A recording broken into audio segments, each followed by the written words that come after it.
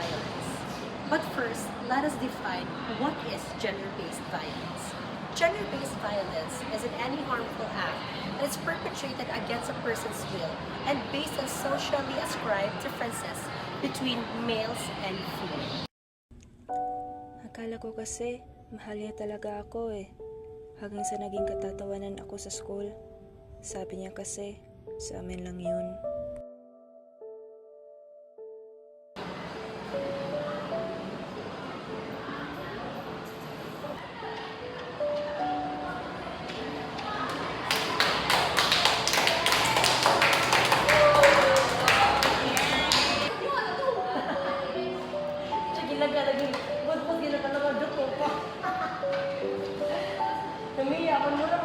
Mulubog ang mga kapatid. Nakikiwan ba yun?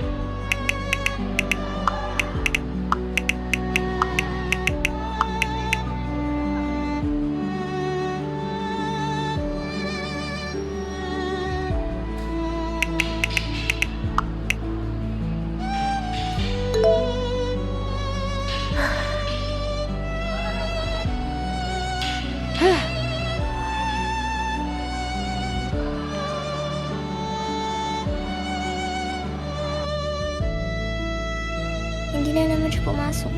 Kahit nga chat post na. Alam mo naman yung nangyari sa kanya eh.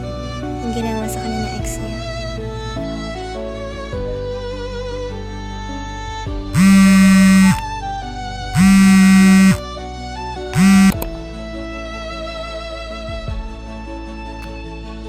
Hindi ko alam kung anong gagawin ko.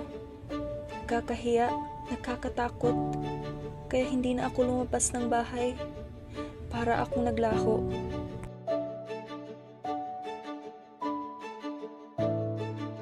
Normal lang, pero araw-araw pinapaalala nila na mali ako, na hindi ako lalaki sa paningin nila.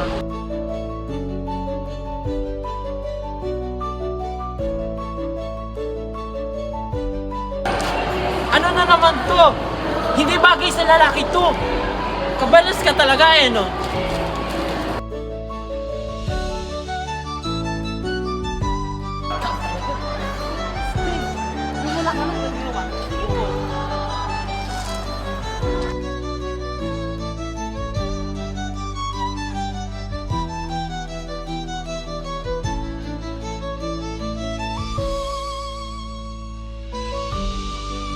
Masakit yung physical niya, pero iba pa rin yung sakit na dala ng salita. Para bang wala akong karapatang maging sarili ko.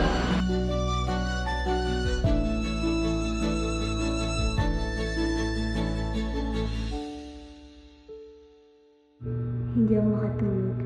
Takot ako may makita sa phone ko. Naging tahimik ako. Hindi ko alam kung dapat pa bang magsalita.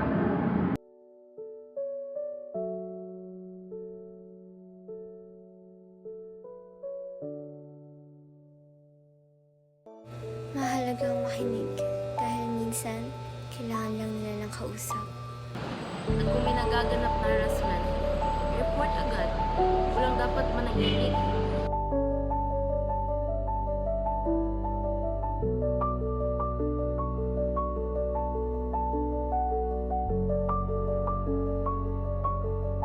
Hindi ko kasalanan ang nangyari.